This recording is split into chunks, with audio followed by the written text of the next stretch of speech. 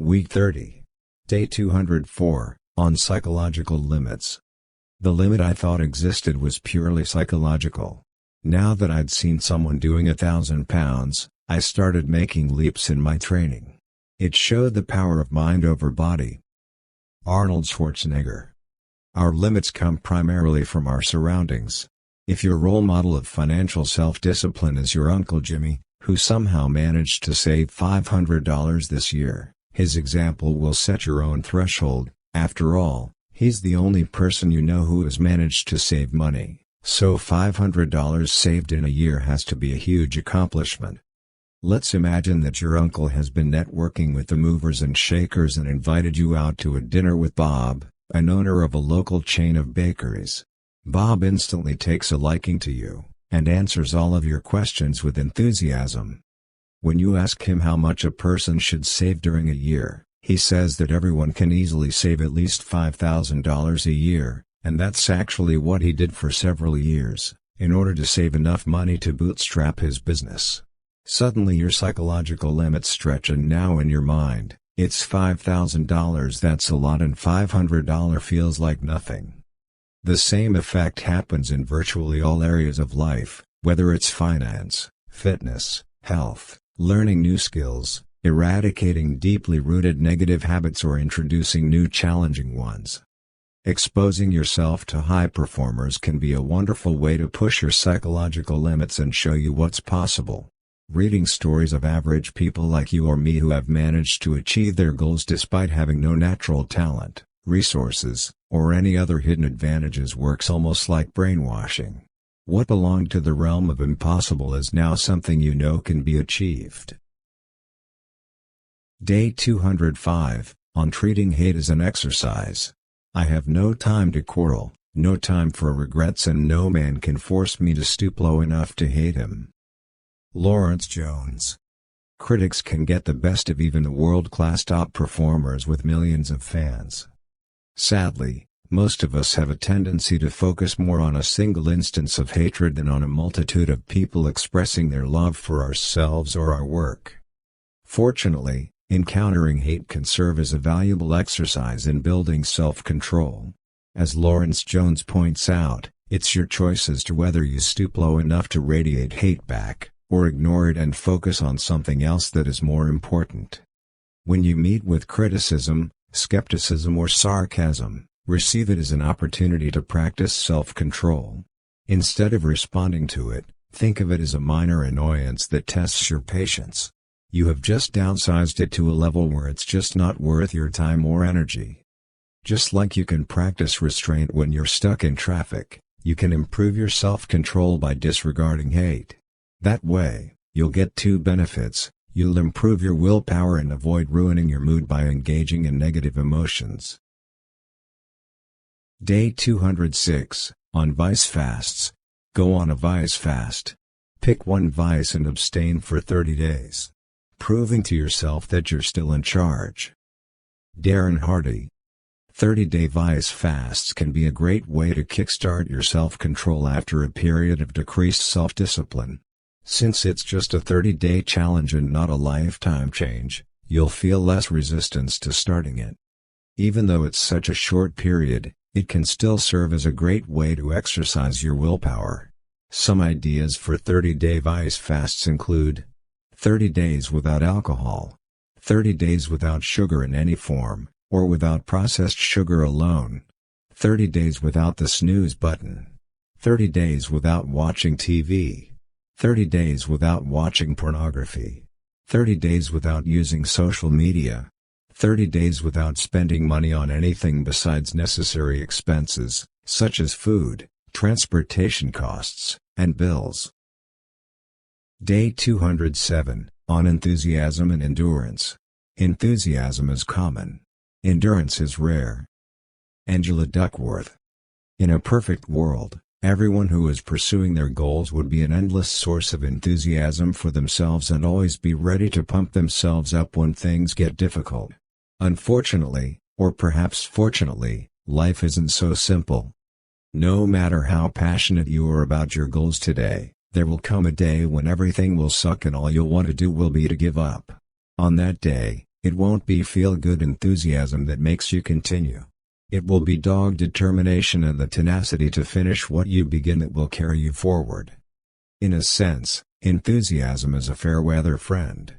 By all means, you can have a great time with it when things are going well, but if you're having problems, the only people you'll be able to turn to would be your true friends, or in this case, perseverance. I once spent a weekend in miserable conditions, on the brink of hypothermia, learning outdoor first aid, something I was initially enthusiastic about.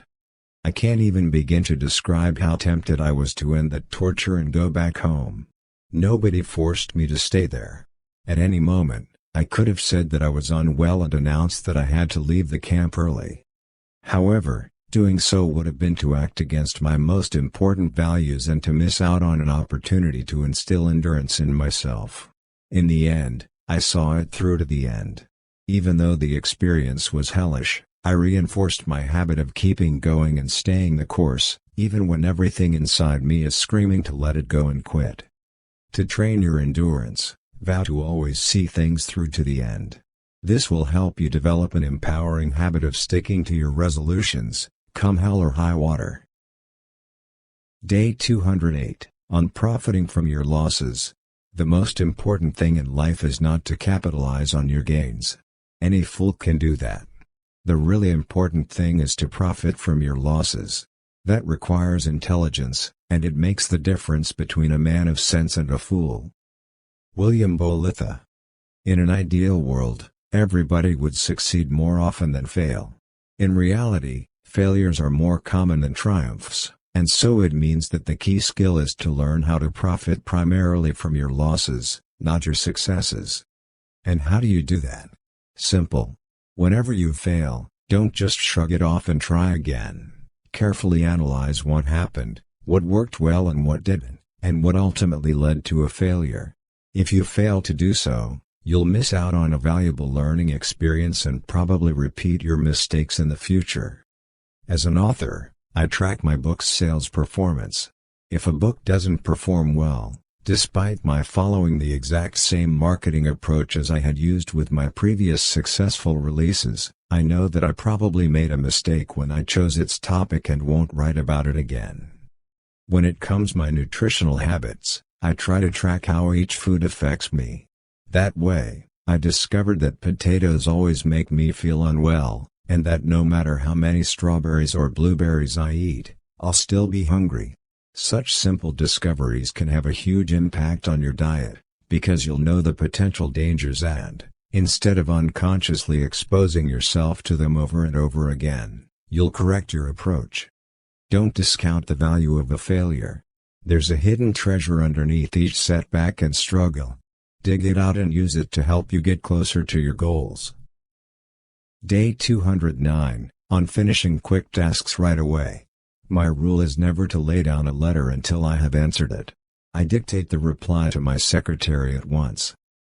William L. Sadler. There exists a big temptation to put off quick tasks. After all, they're easy and fast to do, so why do them now? Better to batch them and take care of them later.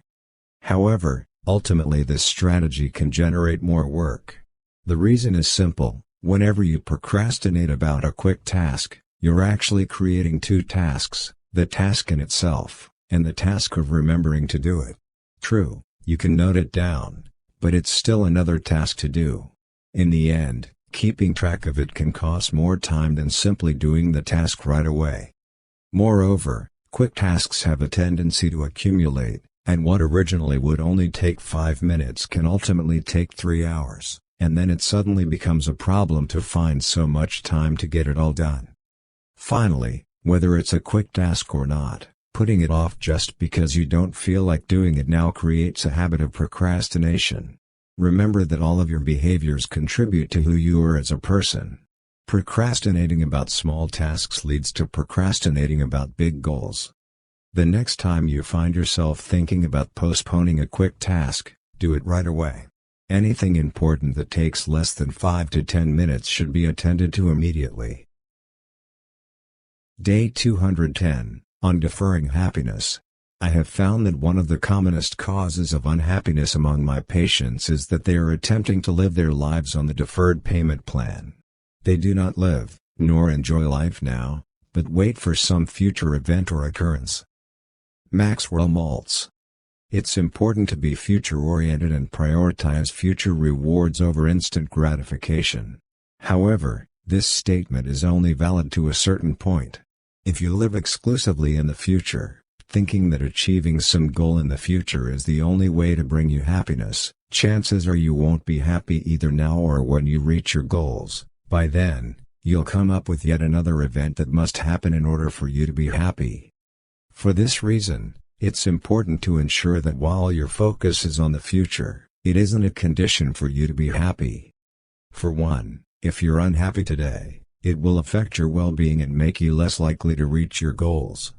Positivity breeds more positivity, while negativity spawns more negativity. A lack of happiness today can ruin your chances of making your future vision turn into reality. Second, happiness is a habit, and just like any other habit, it requires some self-control to practice it. Activities like expressing gratitude for what you have, reframing negative events into valuable experiences, and drawing pleasure from the little things are all essential practices you need to engage in regularly to stay in top mental shape. Last but not least, if you're always waiting for some future occurrence, thinking that it will change your life, you're essentially delegating the responsibility for your own happiness to some event happening, or not, in the future. Does that sound like a behavior of a successful person?